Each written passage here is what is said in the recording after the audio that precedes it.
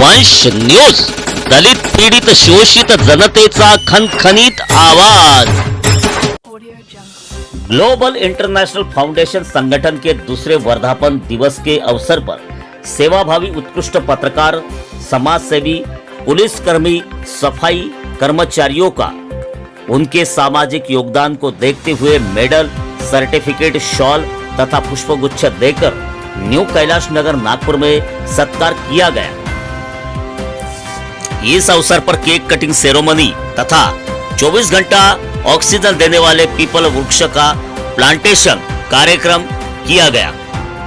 मंच पर संस्था की संस्थापक अध्यक्षा श्रीमती मनीषा ठाकरे, अजनी पुलिस थाना पीआई विजय तलवारे, हुड़केश्वर एपीआई सत्यवान कदम, उपाध्यक्ष प्रमोद शेंडे, सलाहकार प्रवीण डोंगरे, सचिव अक्षित मनीषा तथा सहसचिव कैलाश भगत, नागपुर महिला अध्यक्षा सविता पांडे, नागपुर अध्यक्ष गौरव थूल, नागपुर उपाध्यक्ष विजय तिवारी, जय रामटेके, शुभांगी आदि प्रमुखता से उपस्थित थे।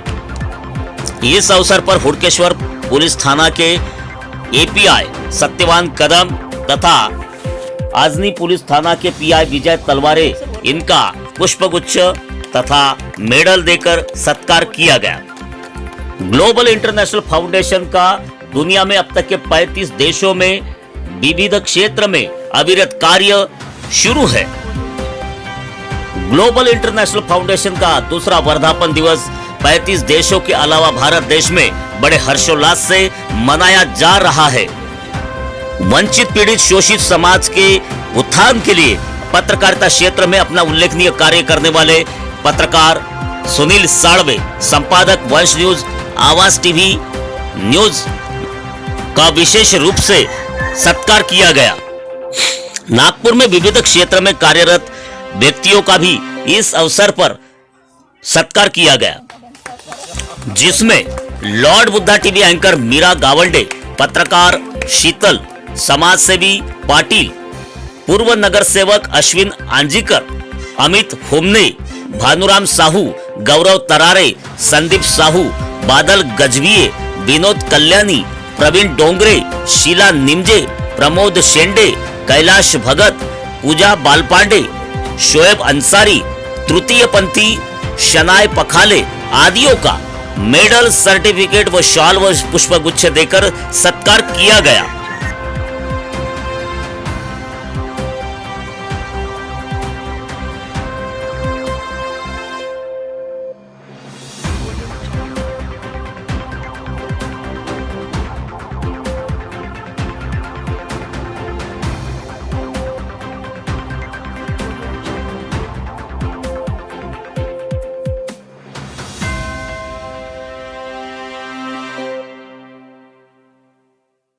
Audio Jungle.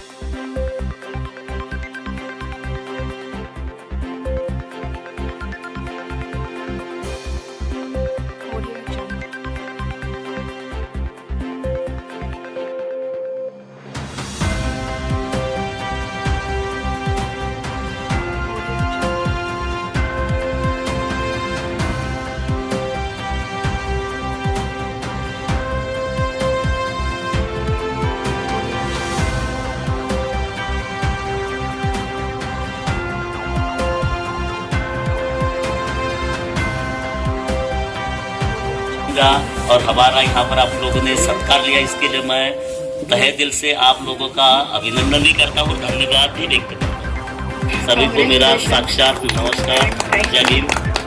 और पत्रकारिता और मीडिया ये छोटा सा कार्य नहीं है। हमारा जो अशोक स्तंभ है, इसमें से जो एक है, 3 अगर हम छोड़ देते हैं तो संविधान के हैं, एक जो है ये मीडिया और न्यूज़ ही है। हम उस अशोक स्तंभ का हिस्सा है, तो ये छोटा सा वर्क नहीं है। और दूसरी बात इसको मैं जोड़ना चाहता हूँ, लोकशाही जिसको हम जनतंत्र बोलते हैं, लोकतंत्र बोलते हैं, और लोकतंत्र का चौथा जो स्तंभ होता है ये पत्रकारिता होती है। लेकिन आज आप लोग सभी देखते हो, जितने भी बड़े नेशनल चैनल हैं, सभी ने अपनी गरिमा खोई हुई है। और गरिमा खोई हुई है तो क्यों खोई हुई? ये गोदी मीडिया नहीं बनना चाहिए। हमारी भी एक अलग पहचान है। हमने निष्पक्ष पत्रकारिता करना चाहिए, निष्पक्ष और उसके साथ में निडरता से काम करना चाहिए। अब निडरता नहीं है तो निष्पक्षता नहीं रहेगी आपकी, और सभी को आपने वजन तो सही का देना चाहिए। कोई भी पार्टी हो, हमें सभी पार्टियां चलती है, लेकिन सभी पार्टियां चलती, लेकिन उनके साथ हमने उन सभी लोगों को हमने तवज्जो देना चाहिए। उन लोगों की डिमांडें, उन लोगों की समस्या, उन लोगों का जो भी कुछ कार्य है, उन सभी कार्यों को हमारे चैनल के माध्यम से लोगों तक, जनमानस तक पहुंचाना, ये हमारी जिम्मेदारी है। लेकिन अभी क्या है, पिछले कम से कम 5 साल से हम देख रहे पत्रकारिता का, मीडिया का स्तर गिरते जा रहा है। लेकिन उस गिरते हुए स्तर में भी हमें हमारी पहचान बनाना है और हमारी पहचान लोगों को दिखाना। यही काम ग्लोबल इंडिया एसोसिएशन के माध्यम से, मीडिया के माध्यम से हो रहा है, और हमारा भी काम चल रहा है।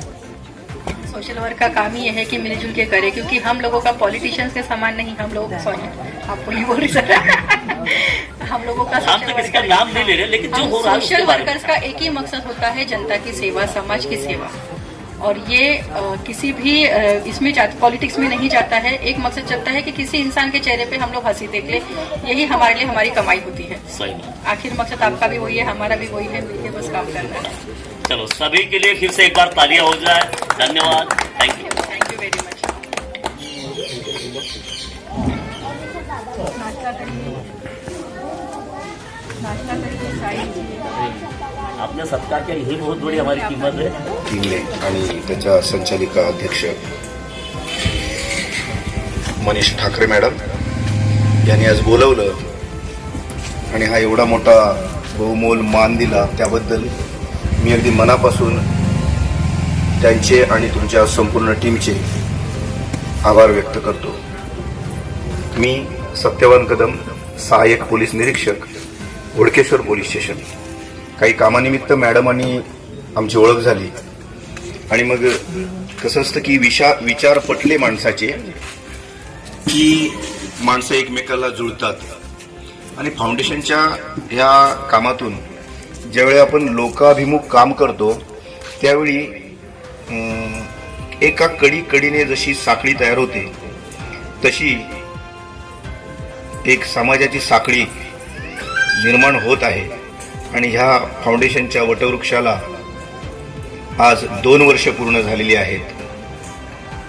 त्याबद्दल आणि त्या 2 वर्षातल्या कार्याबद्दल, विलोभनीय कार्याबद्दल मी फाउंडेशनचे आणि त्याचे संचालिका आदरणीय ठाकरे मॅडम यांचे फार फार अभिनंदन करतो। Thank you very much madam. महत्वाची बाब म्हणजे आपण मला हे पिंपळाचं झाड, वृक्ष पोलीस स्टेशन येथे लावण्यासाठी दिला आणि एक नवी सुरुवात केली। ह्या सुरुवातीला आपल्याकडून एक सुरुवात झाली म्हणायला हरकत नाही, परंतु आपल्याला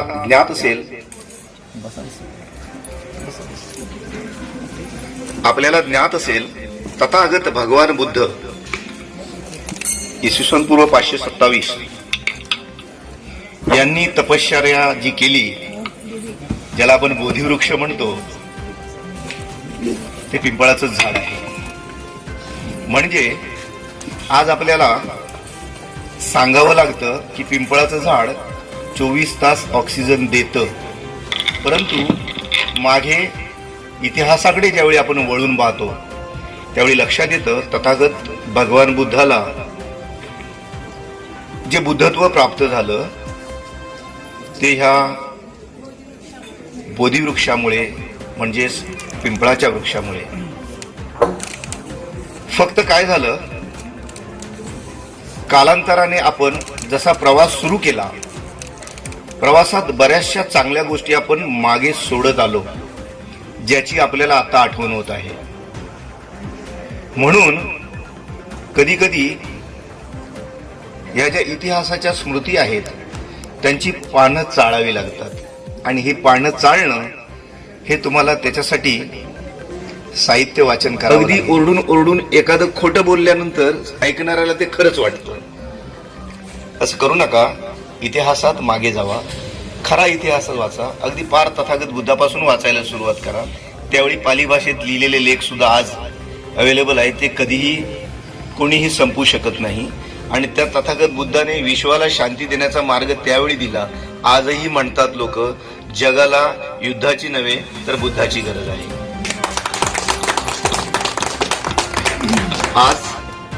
आपल्याला आणि आपल्या देशाला ह्या जाती धर्माच्या भेदातून बाहेर यायला पाहिजे. तुम्हाला सांगतो, मागे वळून पहा, धर्मासाठी युद्ध झालेली तुम्हाला कुठेही इतिहासात दिसणार नाही. सांगा ना, विशिष्ट धर्म घेऊ आपण, एक दोन धर्म ज्याच्यात नेहमी वादविवाद होत असतो, पाहिलेत का हो धर्मांतरासाठी युद्ध झालेली? इतिहासात बघा, अगदी जवळचा इतिहास, 350-400 वर्षापूर्वी शिवाजी महाराजांचा इतिहास बघा. धर्मासाठी युद्ध झालेली नाही. युद्ध साम्राज्य विस्तारासाठी झालेली आहे. युद्ध सुव्यवस्था आणि संरक्षणासाठी झाली आहेत. युद्ध अस्तित्वासाठी झालेली आहे. आणि ही अस्तित्व कोणाची? जातीनी धर्माची का? नाही, ही अस्तित्व मानवतेच्या अस्तित्वासाठी युद्ध झालेली आहे. आता प्रश्न असा आहे, आपण कोणत्या अँगलने विचार करतो त्याच्यावर ते अवलंबून आहे. मी जर समोरच्या व्यक्तीला वाईट दृष्टिकोनातून पाहत असेल, त्याने कितीही चांगलं कार्य करू देत, मला ते वाईटच वाटणार. का? माझा दृष्टिकोन बदललेला आहे. म्हणून मी परवा पण म्हटलं, उघडा डोळे आणि बघा नीट. कधी कधी आपण उघडलेल्या डोळ्याने पाहतो ते सत्य असेलच असं नाही. मग सत्य चाचपडून पहा, सत्य विज्ञानाला जुळवून पहा. मी एखादी गोष्ट सांगतो म्हणून माझ्यावर तुम्ही नका विश्वास ठेवू. माझ्यावरच नव्हे, अगदी कितीही मोठा व्यक्ती असेल तरी तो ती गोष्ट सांगतो म्हणून त्याच्यावर विश्वास ठेवू नका. त्याने सांगितलेली गोष्ट विज्ञानाला जुळवून बघा, ती विज्ञानाच्या कसोटीवर उतरते का बघा, आणि मग तिला सत्य माना. आणि खरं ते शेवटचं सत्य तेच असतं. विज्ञान हे सत्य आहे. आज आपण कोरोना महामारी सुद्धा काही शिकलो का? बघा, किती शिकलो आणि किती विसरलो.